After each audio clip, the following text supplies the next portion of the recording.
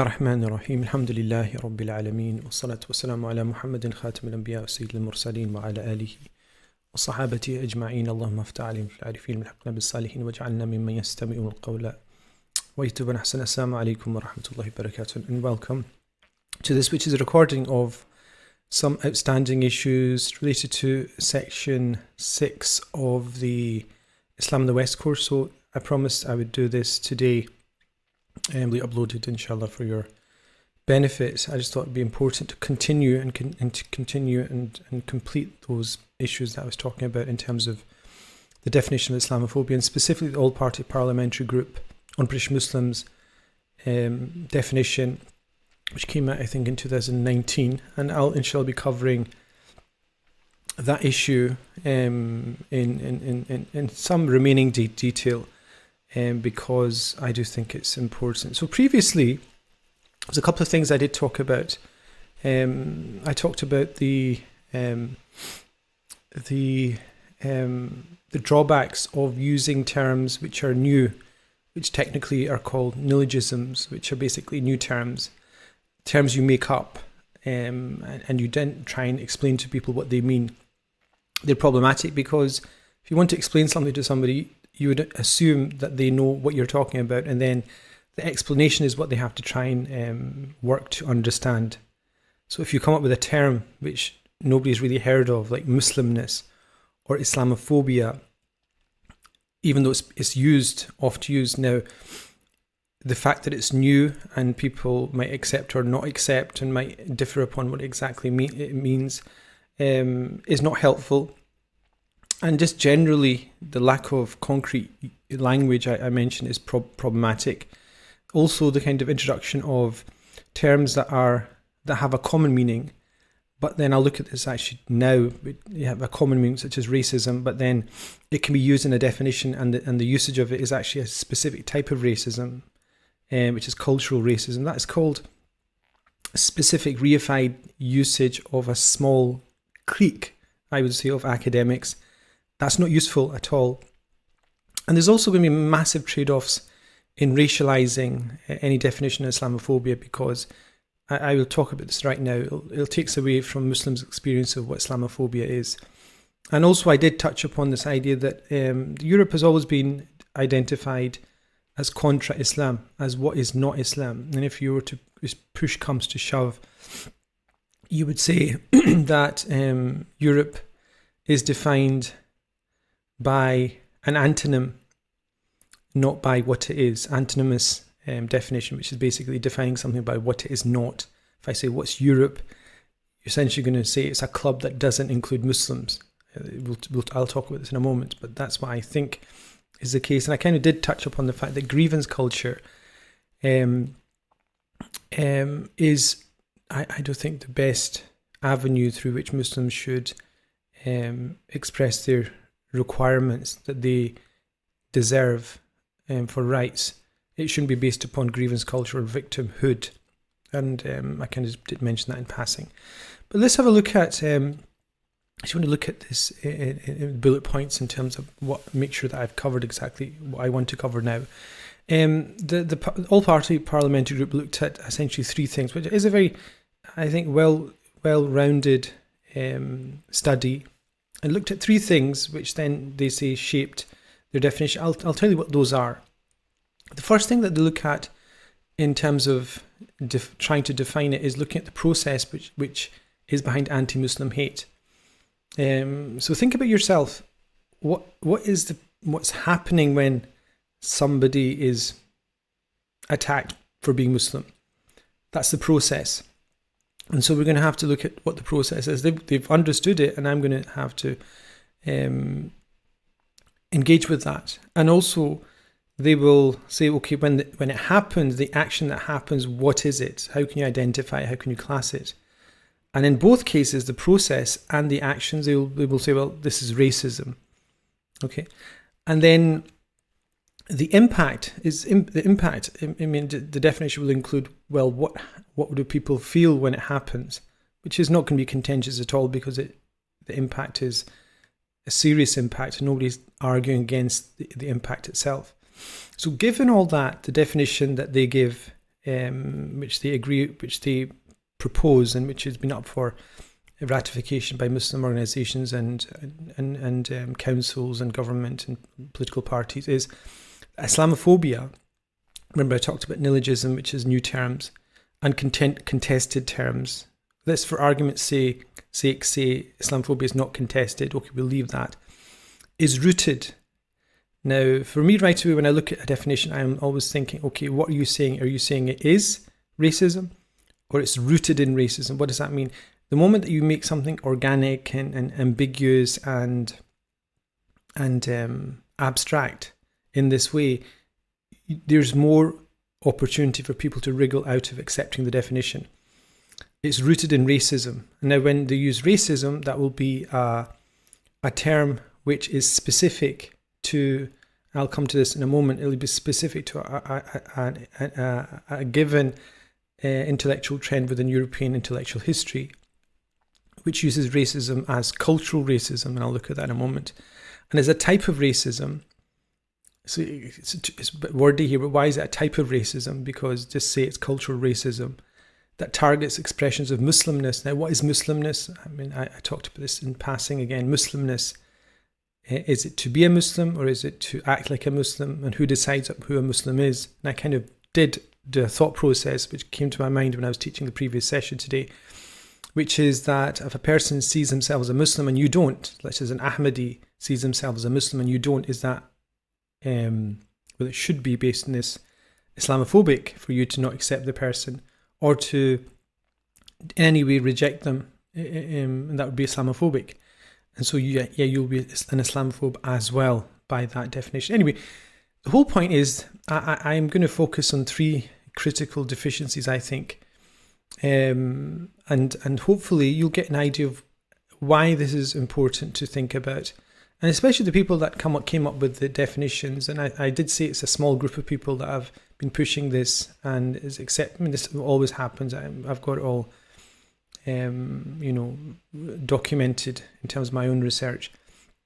It's not like a unanimous input from lots of people. It's a very small group of people with very loaded understandings of political theory and social theory. So there's three critical deficiencies that racism, to the fact that racism is central to anti-Muslim hate. I don't accept that at all. I mean, the first thing is, and I'm going to go through these in turn. I think most definitely, from my experience, from experience of everybody I've spoken to, it speaks against the way that Muslims themselves, who are the victims of this, experience and understand and explain this.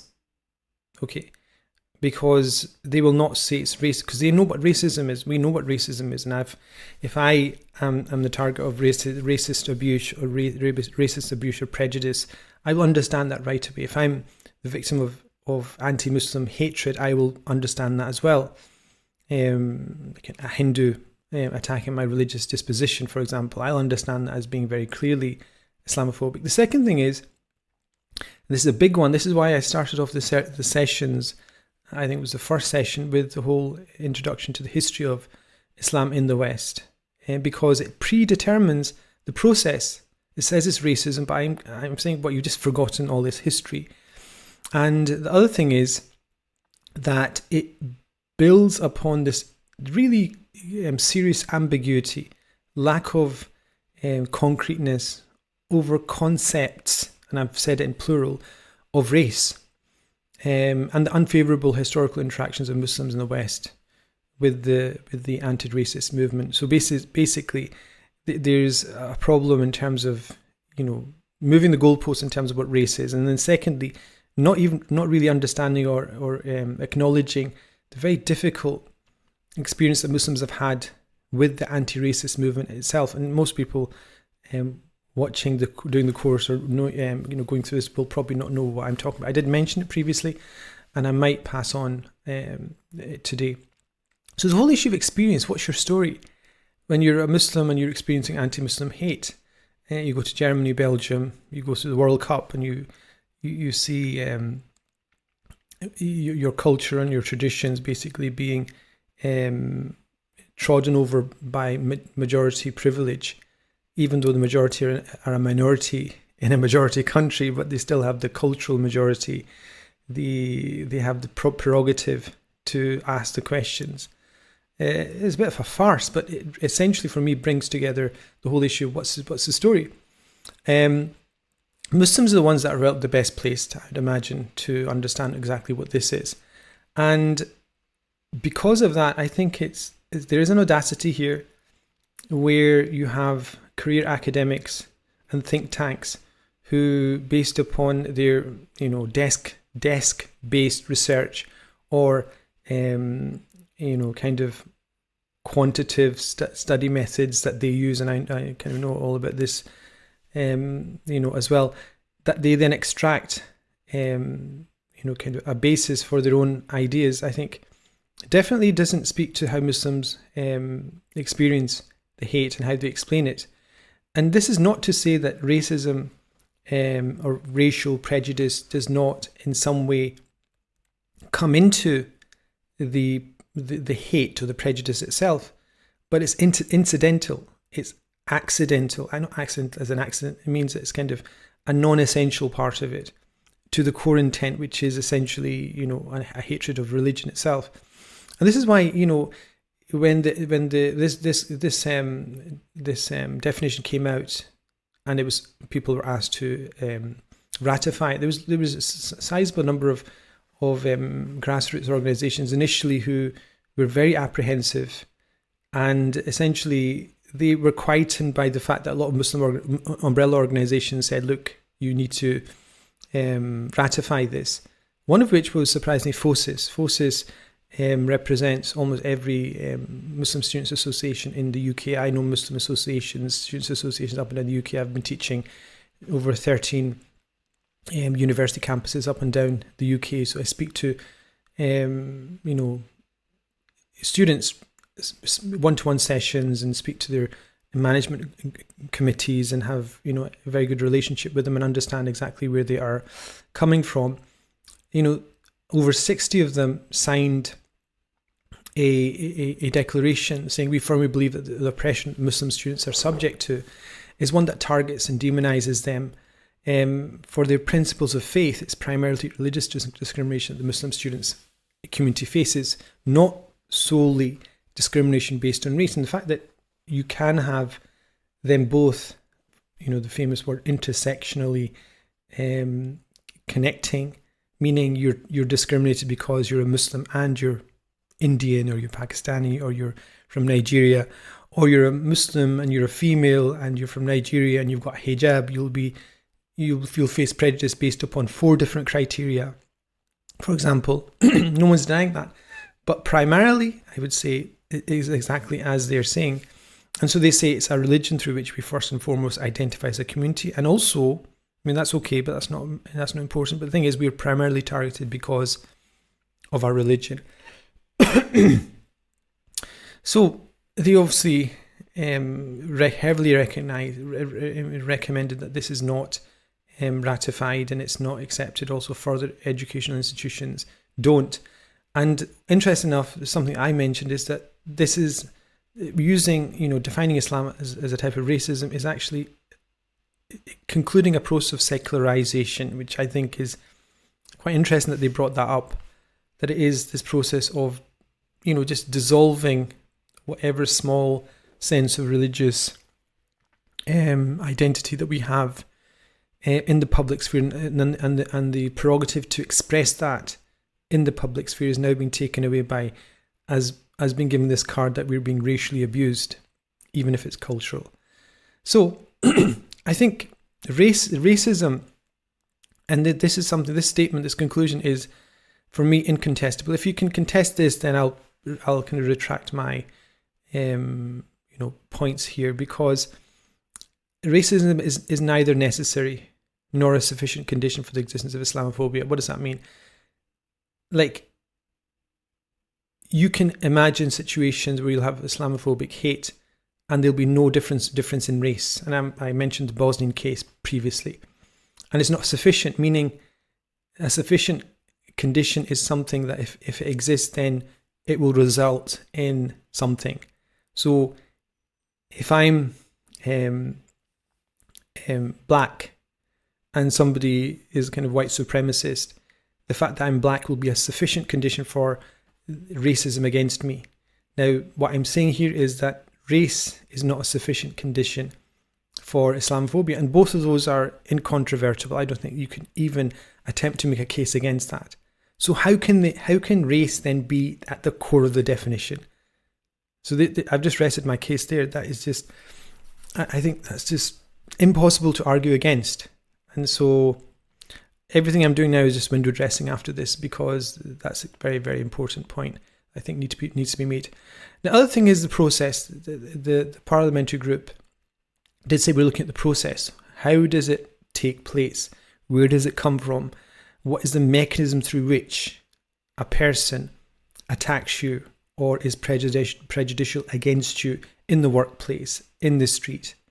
You think of that process. What's the mechanics behind that? And here, the problem here is that it just avoids, for whatever reason, it avoids the whole trajectory of the history of the West in Islam and the undertones and undercurrents of othering of Islam, which I spent time on in this course, Islam in the West, pointing out, because I wanted you to understand that Islam in the West, our history, our rise and fall, our identity, our remaining here, and our being effective here requires you to understand exactly what the history has been, because it affects a lot of things. And they've misidentified its current manifestations. They've misidentified exactly why this hate is taking place. And if you do that, then you obviously misprescribe, like a doctor, misdiagnosing and then giving the wrong medicine. And again, as I've said that, I absolutely accept that, race or Islamophobia is sometimes instantiated or represented or exemplified in linguistic, racial, or cultural differentials. Absolutely. So somebody might not like your cultural preferences, your linguistic preferences. I was on a train down to Bristol, I think it was, and I was speaking Arabic to somebody, and there was a couple of drunk people from Newcastle who started engaging me in conversation, and then I broke out in really broad Glaswegian, and they got, I shouldn't have done that. I think it was a bit provocative, but they got a bit taken aback by that. And but it was obvious what they were inferring with the use of the Arabic is linguistic othering process. Anyway, I think I've accepted that, but it doesn't take away from the case that Islam is being othered. And it's so many examples. I could have taken so many examples of this. I'll take the European Union and the fact that Turkey is not being accepted as part of this club. This is Nicolas Sarkozy, the previous head of the French state.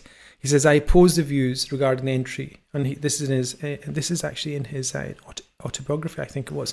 "I oppose the view regarding the entry of Turkey into the European Union," and he gives examples whose culture mainly carries several aspects of Islam into the European Union, will create an overall transformation within the European Union, thus will weaken the initial idea of the founding fathers of the European Union in terms of a political union, eventually leading to chaos. A political union you cannot include within that Islam, and the people that the person that took over from him is obviously cut from the same cloth.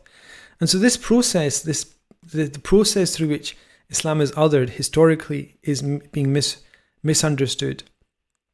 And there's a number of theories on this, and they're working hypotheses, and they've been hotly debated since they're being forwarded. One of the most interesting ones is the Belgian historian Henry Perrenne, who had his own idea about the creation of Europe. And he basically says the whole idea of Europe would not exist unless you had this constriction from the Muslim expansion, from the time of the Prophet alayhi salatu wasalam. And the push of that created the Frankish Empire. It created its greatest leader.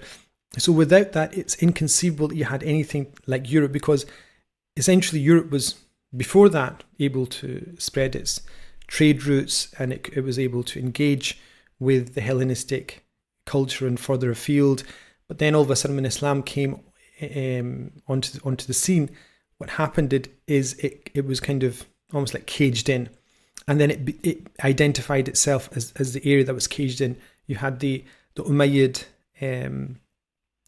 Andalusian Khilafah, and you had the Abbasids as well. The Abbasids, in fact, funnily enough, the Frankish Empire tried to side with the Abbasids against the Umayyads in Andalusia by creating pacts, but not to create friendship, but essentially to, I would say, to contain the encroachment of the Umayyads from Muslim Spain into what is now France.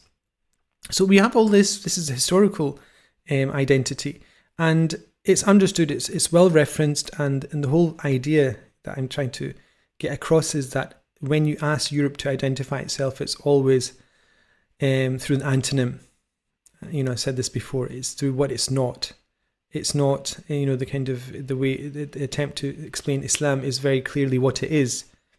And what does Islam stand for? Complete submission to Allah. And so we don't really care about the existence of any other, entity that would in any way. I would say I'm struggling to think of any way it would in any way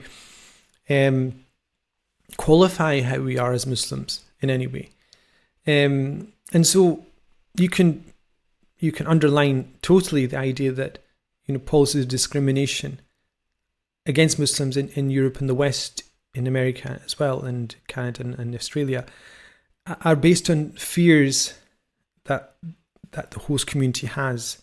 If you're taking ourselves as being a kind of migrant community, which we're not, but even if you did, it's this idea of watering down your heritage, watering down your identity, which is perfectly reasonable if your identity is being,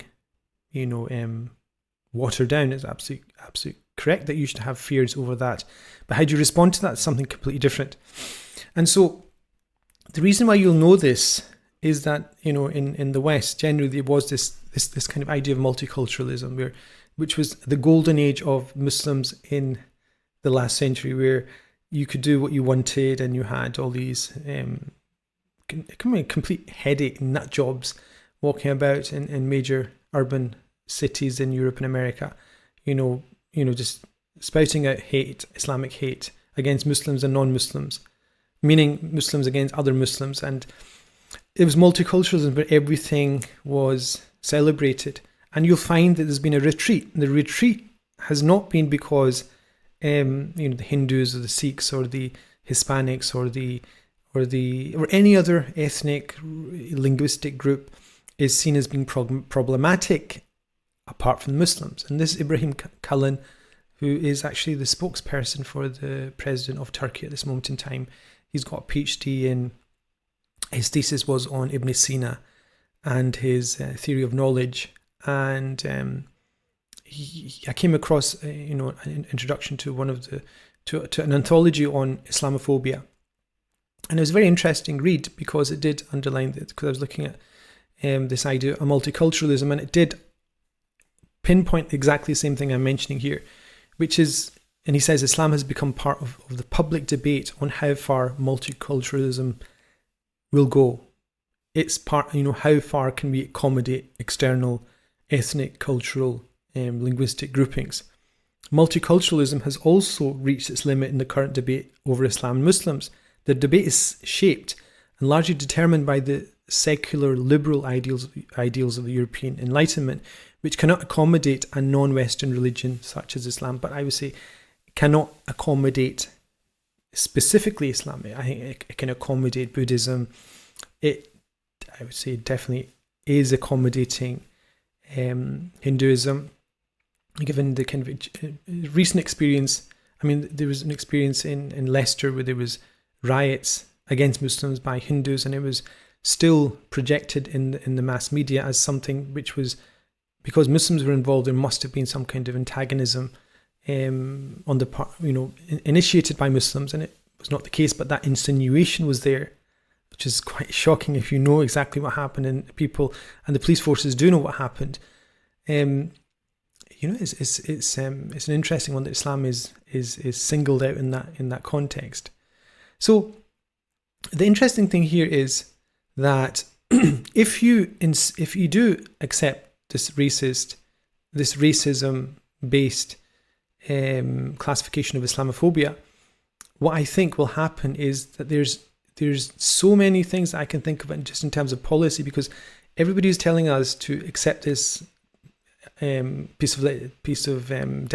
definition.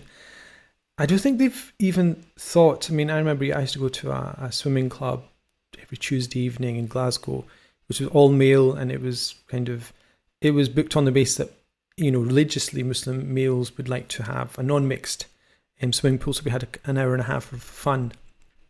And you can imagine females doing that as well. The moment that you say that, if you subsume Islamophobia within race and you request that from a public authority or a local authority and a local swimming pool, for example, they could easily say, well, there's nothing racist about denying that, because there's no basis for you having a gender-specific swimming arena unless you go down the pathway of having, of requesting on the basis of women's access, but not based on religious issues.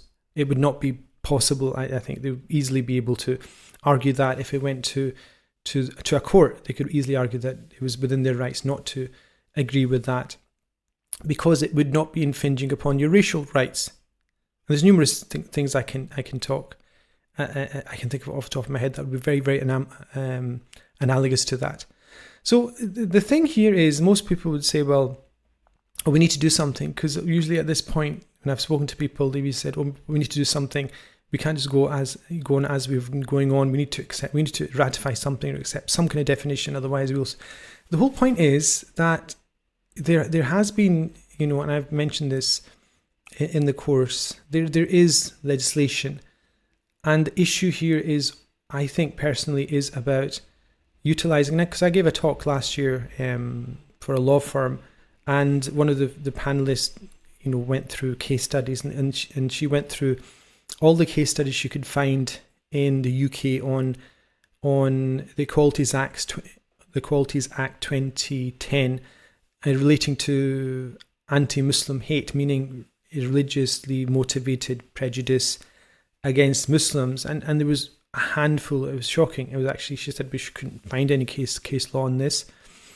And the Equalities Act is quite an interesting one in the UK, and there's analogous statute elsewhere in Europe and America, and it protects a number of rights based on age, based on gender, based on sexual orientation, based on disability, and so on and so forth, one of which is religion and faith. And so why has it failed? I think the reason why it's failed for me is a pretty clear answer, that all these groups that were protected have protected status under the Equalities Act. All of them set in motion, setting up organisations, institutions, lobby groups, and information disseminating organisations that made sure that any situation in which they were discriminated against, they were ready to fight and ready with the know-how to take up the cause, apart from one group. And that, I think, it starts with M and ends with M, and that's where I'll leave it. Because all these protected categories, almost all of them have very well-funded organisations that lobby on their behalf and make sure that their rights are accepted, apart from Muslims. And so it also has, I was just talking about swimming pools. The Act also includes provisions for single-sex services where the restrictions are a proportionate means of achieving a legitimate aim. So you could tie in religion and single-sex services absolutely based upon the Equalities Act. I would struggle to see how legally you could do that on the basis of a definition of Islamophobia, especially one that is stated to be grounded within, or rooted, as they say, within racism. And also, lots of grassroots organisations. This is, for me, is a big indication of a serious lack of thought that's gone into taking all voices into account, which is, I think it was An-Nisa Society, which is in Brent in London, who've been working on Muslim issues, Muslim women's issues, and specifically religious or faith-based issues for this would be 45 years or over that amount of time. And they presented their own recommendations to Brent Council to not accept the APPG definition. This was, I think, straight after it came out. And they said, I'll actually read what they said. We reject that Islamophobia is a form of racism. Rather, it's deeply rooted. It is a deeply rooted historical hatred and prejudice of Islam as a faith, and of its adherents who are Muslims, who are from diverse ethnic and racial backgrounds. This manifests in prejudice, discrimination, abuse, and attacks. It is a hatred of Muslims and Islam that drives the discrimination and attacks. This is not just the case in the West, but also in places like China, India, and Myanmar. So this is, I mean, it goes without saying, it's a very Eurocentric discussion. I mean, all parliamentary groups, deliberations are extremely painfully Eurocentric, and I would say painfully England-centric. To subsume Islamophobia, the An-Nisa Society say, into racism, which is about colour and ethnicity, no matter how much this definition is trying to manipulate it as a form of cultural racism, which I'm going to come to in a minute, is to minimise the alarming extent of the hatred of Islam. We cannot combat Islamophobia effectively if the root cause is not properly identified. While there is often intersectionality with racism, intersectionality is that famous term, Islamophobia is specifically anti-Muslim religious discrimination. So it's not as if people are dragging their feet for no reason. And it comes, they mentioned something called cultural racism. And since people are being asked to sign on the dotted line, I think you should, if you're telling other people to sign up to this definition, you should at least know what this concept is. And if you don't, then you shouldn't. I mean, I think I'm pretty honest and blunt. Islam in the West is all about responsibilities and, our ability to manufacture our own rights and be able to forward our own religious identity. If you're ignoring this, you're ignoring a very serious part of what you need to be doing. So why is race right at the centre of this? When, obviously, because a convert is a white convert in the UK would not be of a different race. It all is based upon this idea of cultural racism. And there was actually a lot of dismissive commentary on FOSIS when they refused to accept the definition, telling them basically you don't really understand, and your students, and you need to, you don't really understand the complexity of what we're talking about, so please be quiet. It was condescending, I think, for them, for the FOSIS to be referred to in that way. Cultural racism is an interesting thing. It's a new way of looking at race, and it's all based upon the fact that certain social groupings, they manifest and they play and they enact. This is very similar to this whole idea of gender, and this is why it's such a murky, what's the word I want? Murky arena to work in. This idea of gender is performative, according to a lot of Western gender theorists, that you can play act a specific gender role.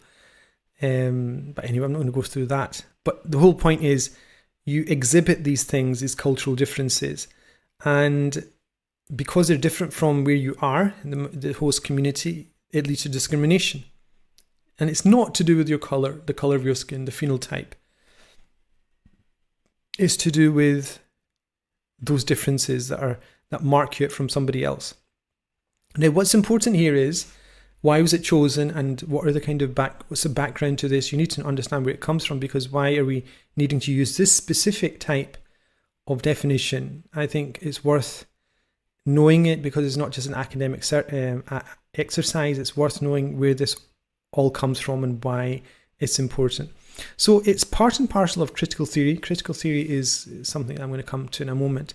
It's a form of political theorizing, let's just say. And it's very closely connected with, Marxism. There's a form of that which is called neo-Marxism, represented by the Frankfurt School, Habermas, and so on. There's, all these ideas about stripping away human beings' individual choice and volition and power and assigning them to entities and structures. And so those structures are the things that we need to attack, and those structures are the things that we need to dismantle. And so what essentially will be said here is that the Islamophobia is this edifice that needs to be dismantled. So this is the kind of way that this is being expressed. But what's interesting about this, it has a very interesting genealogy. You could probably just imagine it through the philosophical tradition of the 17th century through to Descartes, and then you've got the Marxist kind of reading of dialectic, and then you've got neo-Marxism, which is taking that on and using it within the social sciences field, and within that you've got modernism, postmodernism, and then you've got all these ways of understanding it. Critical theory is one of the ways that you start to dismantle structures, social structures, to address prejudice and oppression and intolerance. And cultural racism is one of those forms of expression. So cultural racism essentially is identifying groupings that are outside the norm within a society. They don't have to be different color, they just have to exhibit different things, different habits, different cultural, linguistic, culinary markers, and that would be sufficient for them to be discriminated against. And so the theoretical background is really, really important. Why it is of importance to you is that this way of thinking, you might think, well, it's okay, I don't need to accept it, but it's okay. The reason why it's a problem is that it shifts the classical understanding of traditional societies, including Islam and its theology and its whole idea of the theory of change and rehabilitation that I talked about previously today in the live sessions. It takes away human choice, volition, and individual responsibility and places it upon structures. And that is, I think, really important, because then what you're going to prescribe to change the situation is not going to be to individuals. It will be based upon a whole structure that you're going to have to change. And individuals are not part of that, except incidentally. So as a result, it is diametrically opposed to traditional understandings of what prejudice is, why it manifests, and how to address it. If you're interested in Imam Ghazali, interested in Islamic theology, interested in the Prophet ﷺ and how he explains why people are prejudicial and why hate exists and how the Prophet dealt with it. And I talked about this whole blind spot about how the seerah is not being, kind of integrated into how Muslims are thinking about this. And I called it a modern heresy. You'll know that this is why it is. Why does prejudice exist? How does it manifest? And how to address it?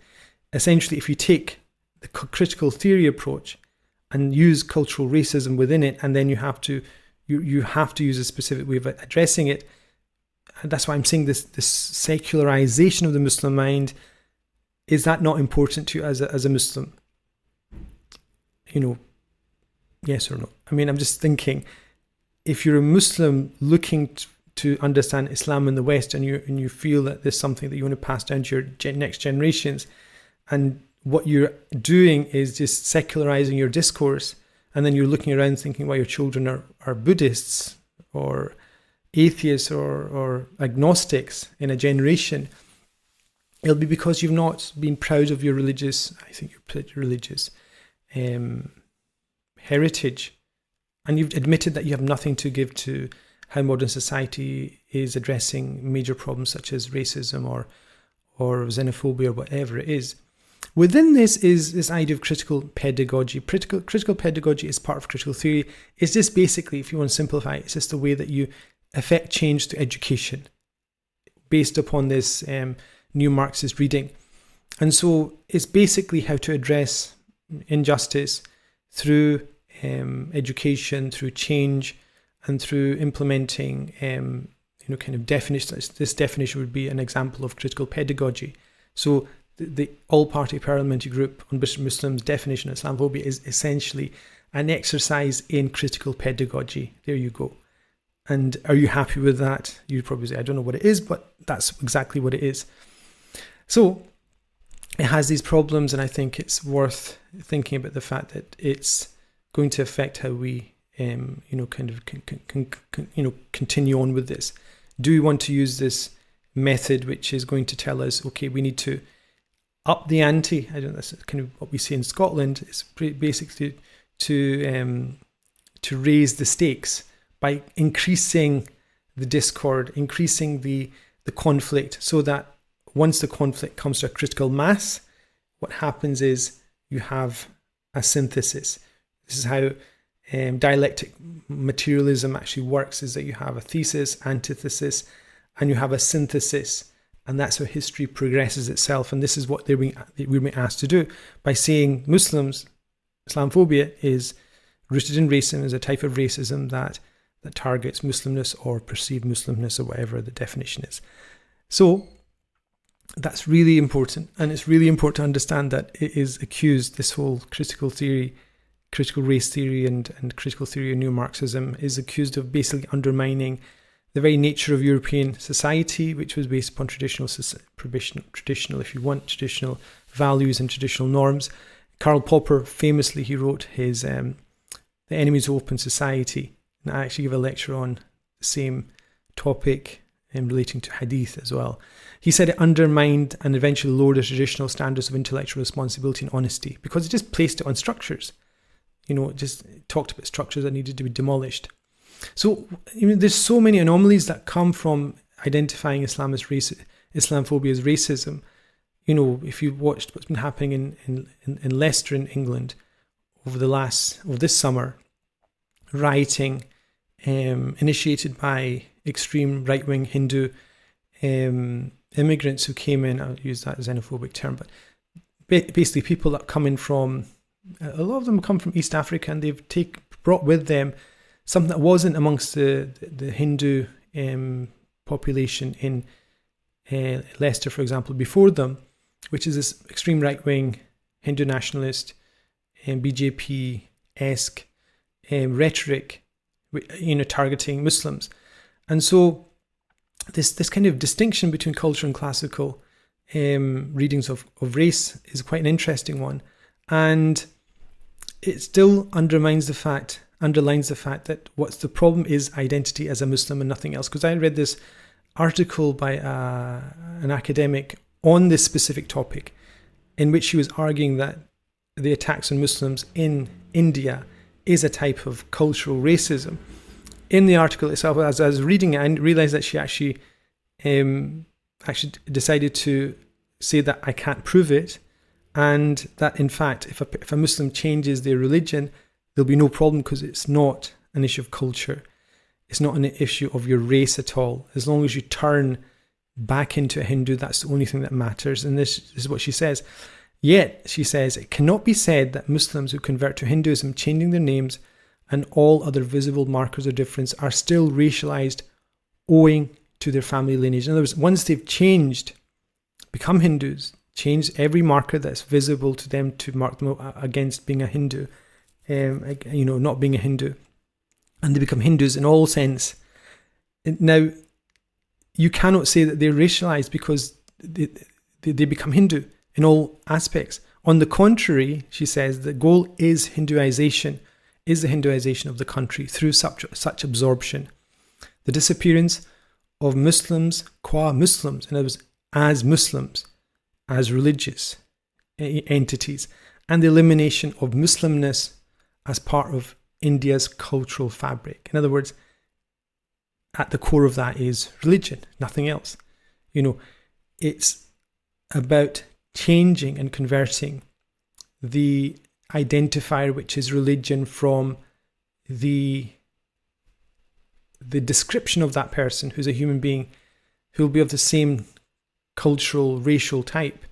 But that's exactly what it is. And what makes this whole discussion, more intriguing is that if we were being asked to buy into cultural racism, we at least know the people that are behind this. There's about 3 major theorists behind this. And, once you know who they are, once you know their own usage of their own theories, I think you will have to kind of review exactly what you're doing. Pierre-André Taguieff is one of the most famous, and this is a very prominent French intellectual. Most of his work's done on cultural and anti-Semitism, so his whole, rooting of his discourse is on studying anti-Semitism as racial, as cultural racism. But he makes no secret of his anti-Muslim views, Islamic, we call it Islamophobic views. He seconds all quite extreme ideas. One of which is Oriana Fallaci. She's a very famous journalist. She's interviewed really important people in history. She's Italian, but she's quite a prominent and talented journalist. I don't know if she's still alive, but she has got very serious diatribes against Islam, and she basically makes the case that, in the same way that the Germans miscalculated Europe miscalculated the rise of German fascism, we're miscalculating the rise of Islamofascism, as she would say. And so, Taguieff is very, selective in which prejudices he champions a fight against. And this is all based upon the very kind of malleable definitions that he makes use of. He makes use of lots of interesting terms. He came up with the idea of Islamofascism or Islamoleftism as well, attacking the kind of the vocal voices of Muslims in France as undermining the French state. And he also came up with a specific term to refer to Arabs who have manifested now a very specific type of anti-Semitism, which is the new Judeophobia. So Judeophobia is a neologism he created to describe Arabs who try and complain about the fact that they're being occupied and killed and basically enslaved within compounds. Well, why would they do that? I don't know. But apparently it's a type of anti-Jewish cultural racism. And so you can see the leveraging of this. It's very interesting. So in terms of a quick conclusion, I think at the core of this is, choose your philosophical frame. Choose the frame that you use and the rules and the tools you use to create your definition.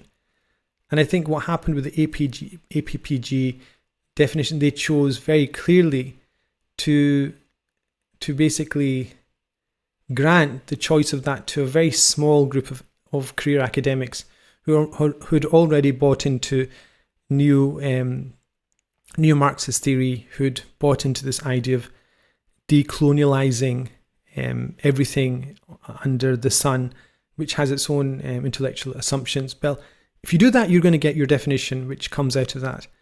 And so therefore, do you have to just accept that kind of modeling, or should you try and create something much more authentic? Because remember, the problem here is the authentic. And you're probably saying, well, why didn't somebody else come up with a definition? Because the career academics have funding, they have research opportunities, they are basically career academics. That's what they do. They get paid and they're commissioned and all the rest of it. And so you're asking which organization in particular amongst the Muslim community to put in the work, the energy, which requires the funding, and so on and so forth. So this is something I kind of, as a throwaway comment, said, well, Muslims are too busy building minarets and chandeliers in their mosques, and not in being proactive in these kind of things. And another thing here is, if you do create a situation where you just accept this cultural norm that's now part and parcel of how we are, And you say, well, we'll just accept the racism-based definition of Islamophobia. What you're basically doing is you're saying, well, these edifices of Islamophobia is like this thing that we have to attack, and you're basically deifying it. You're almost creating it as a god. You're giving it power which it doesn't have. Individuals do the act, and you have to address individuals in terms of the prejudice itself. Anyway, what I also want to do is just go through some, just some points that I kind of jotted down this afternoon, which are kind of just summaries of what I think are the take home of the whole course. So I think it'd just be good just to cover that, so you can review that, and I have it in one place as well. So a couple of things I was talking about is just recapping things that Minority Fiqh just came out of this desire of certain Muslim scholars to address religious issues, given that they felt that there wasn't much religious responsibility, much religious leadership to address the kind of difficulties that Muslims were going through. That's the kind of positive case for the Minority Fiqh discourse. And what they did do, which I think is, in hindsight, or perhaps even at the time, not the right thing to do, is to subsume that within social science-based understandings of structural oppression and co-opting ideas such as the idea of minority and the kind of idea that minority indicates underprivilege, for example. Whereas I think you can make the case for the opposite. The minority actually is empowering in many ways, because it makes you much more agile to be able to gain results. You're much more agile. It's the difference between turning a tanker and a speedboat. So what they attempted to do was normalize exceptional situations and exceptional rulings and make them normative. So mortgages, for example, rather than saying what Sayyid Ramadan Bhoti would say is that's an exceptional permission to take a mortgage out, they would say, well, everybody can do that. 9/11 changed everything. I think that the fall of Minority Fiqh is tied into the need to address more existential issues about existence and survival. And then the Muslim community becomes more activist-based, stop the war, and political suffrage and representation become primary. And essentially it starts the secularization of Muslim discourse as well. And so theology, Sharia, I think slowly goes off the menu for all Muslims. Very much similar to the Jewish experience in the 19th and 20th centuries as well. So we have a lot of parallels with other religious communities, specifically the Jewish community. And the fight against the state policies that were in place in the West, in America and Europe and in the UK, securitization as being one of them, but generally anti-Muslim hate being on the rise, all was framed within the identity politics matrix. And I think that was something that people walked into without thinking completely about what it meant. And religious thinking, religious interventions made way for exactly that thing. And it's exemplified by one of the things that does exemplify is this all-party parliamentary groups definition, which is a case, my case study now. But it just shows everything coming together in one place, where it's not a religious discourse, it's a secular discourse. And Muslims are just co-opting that just to get to the end of the tunnel. That tunnel is going to be extended by going down that route. And so instead of, looking for the religious responsibilities, Muslims are much more, focused on their rights. Now you would say, well, what's wrong with looking for rights?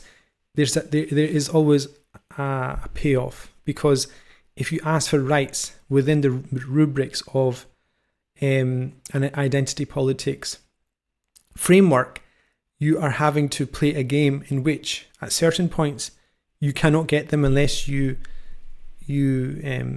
submit certain religious responsibilities. I think of lots of them. The most obvious one that would come to your mind is, dropping your objections to your child being taught about LGBT in school, so that you're also able to not be criticized for being a Muslim or for example, something like that. But then you are going to be criticized for being a Muslim because you're telling your child not to listen to your teacher when they tell you about LGBT issues. So, wow, that is an interesting one to dig yourself out of. If you can, try it. So that is one thing. And the other thing I think is a big one is the kind of grievance culture and victimhood that's become part and parcel of our discourse. That is a massive mistake from my perspective. I mean, that's just as an individual, has no religious kind of overtones in that sense, but I think probably does in terms of volition, choice, and freedom to act. I think, there's certain times when you have to be protective of your community. I think this is not the time to do that in that way. You have to be much more proactive. And I think that the final thing I would say is that I think we do need to re-emphasize and reprioritize our religious priorities in terms of our responses to the West. So the whole idea of the course, which was about Islam in the West, rise and fall of a minority fiqh, I think the whole takeaway message is that we need to revisit placing religious and religious discourse and theological discourse at the core of any of the problems that we have, and look at religiously inspired responses and solutions to those things. And so, inshallah, the Q&A, which I'll be doing, hopefully, I did ask to, for people to be but critical about the content of the course, so that I can review my thinking on that as well. So that'd be good. But also would give me the opportunity to provide, just what would those theological, religious rearticulations be to elicit responses, inshallah. So, inshallah, that was the case that I did want to complete. The whole purpose of that was to make sure the course is concluded as a whole with all the content that I wanted to do. Most of it has been delivered, inshallah.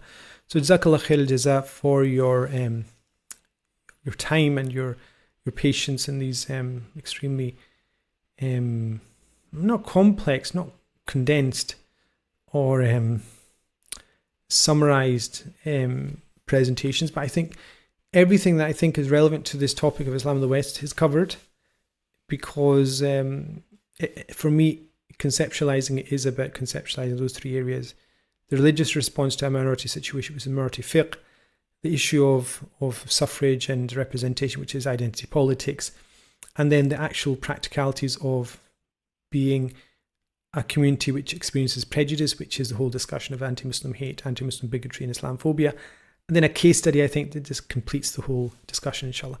So, Jazakallah khair al-jaza. I will upload this, inshallah, this evening, and you will have it by the beginning of the week, inshallah, and I'll give you, hopefully, enough time to consume it and reflect upon it. Jazakallah khair. Assalamu alaikum wa rahmatullahi wa barakatuh.